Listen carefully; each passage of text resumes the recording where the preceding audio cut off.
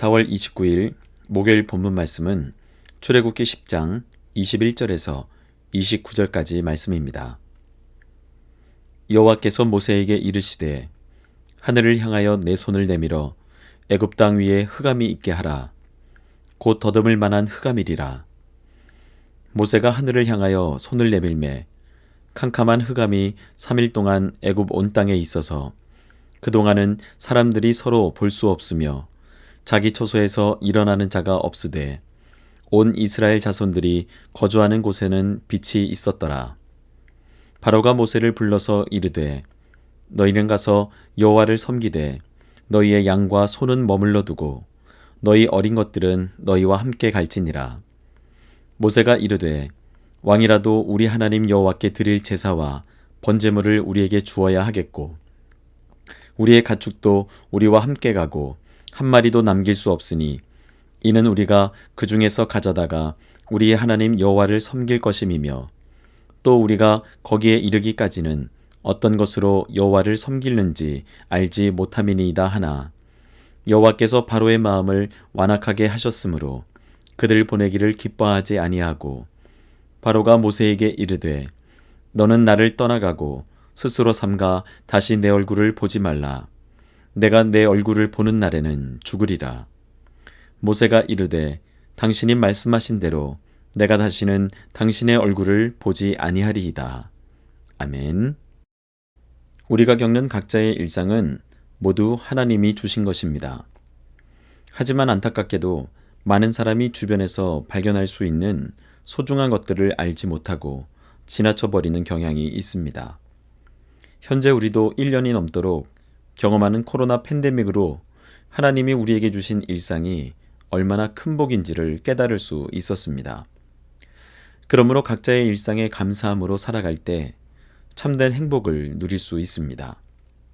오늘 함께 읽은 말씀에도 이런 일상의 소중함을 우리에게 말씀해주고 있음을 보게 됩니다. 본문의 내용을 살펴보면 이렇습니다. 21절에서 23절의 말씀을 보면 하나님은 지금까지 애굽 사람들과 이스라엘 백성들에게 햇빛과 비를 동일하게 내려주셨습니다. 하지만 거듭되는 바로의 완악함과 불순종으로 인해 애굽 전역에 흑암을 재앙으로 내리셨습니다. 이것은 3일 동안 캄캄한 어둠이 애굽에 임했고 애굽 사람들은 아무것도 볼 수 없었습니다. 짧은 거리를 움직이고자 해도 장님처럼 더듬거릴 수밖에 없었습니다. 스스로 태양신의 아들임을 자처했던 바로는 암흑 속에서 어찌할 바를 모르고 망연자실했습니다.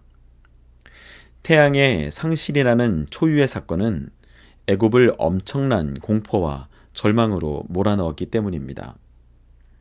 매일 비치던 태양이 빛을 발하지 않게 되자 사람들은 당연하게 여기던 일상을 더 이상 누리지 못하게 되었습니다.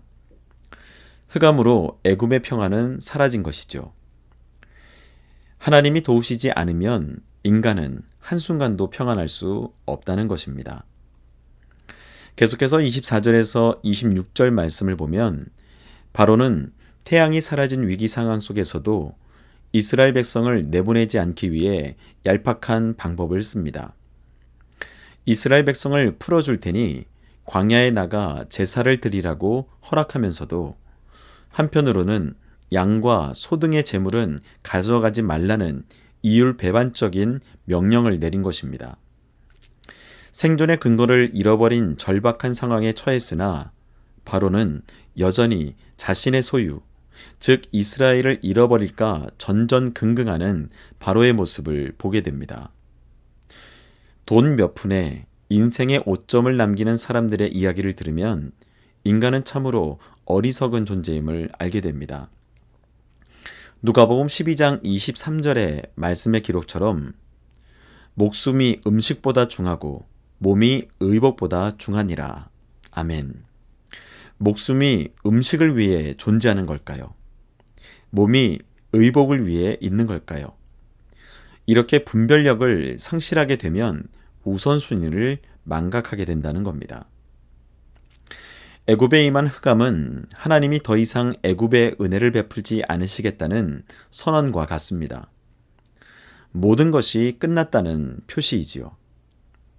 이제 애굽의 장자들의 죽음이 임박했고 엄청난 곡소리가 머지않아 애굽 전역에 울려 퍼질 것입니다. 하지만 완악한 바로는 이런 상황을 파악하지 못하고 도리어 모세에게 자신의 얼굴을 다시 보는 날에는 반드시 죽게 될 것이라고 소리칩니다. 인간은 한치 앞을 내다보지 못하는 근시안적 존재입니다. 자기 앞에 어떤 일이 기다리고 있는지 미처 알지 못한 채 바로는 책임질 수 없는 말을 하게 됩니다. 다시 한번 우리가 기억해야 하는 것은 인간은 피조물이며 입법자가 아니라 준행자임을 잊어서는 안 됩니다. 교만함으로 그 선을 넘어버리면 자칫 파멸의 구렁텅이에 빠지게 된다는 것을 명심해야 합니다.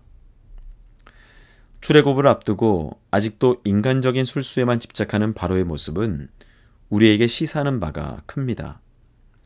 즉, 어떤 상황 속에서도 자신을 의지하지 말고 하나님을 온전히 바라보아야 한다는 것입니다.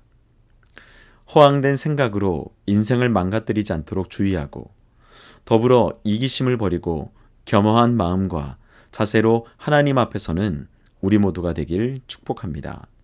사랑합니다. 함께 기도하겠습니다. 거룩하신 여호와 하나님 아버지, 감사합니다. 오늘도 우리에게 복된 날을 허락하여 주셔서 하나님의 말씀을 묵상할 수 있도록 인도하여 주심을 감사합니다. 특별히 오늘 하루를 살아갈 때 우리에게 주신 모든 일상 속에 감사함으로 여기고 기쁨으로 살아가는 귀한 하루가 되게 하여 주옵소서. 그리하여 하나님의 크신 사랑을 잊지 않고 그 은혜를 기억하며 살아가는 우리 모두가 되게 하여 주옵소서. 이 모든 말씀 우리를 구원하신 예수 그리스도의 이름으로 기도합니다. 아멘.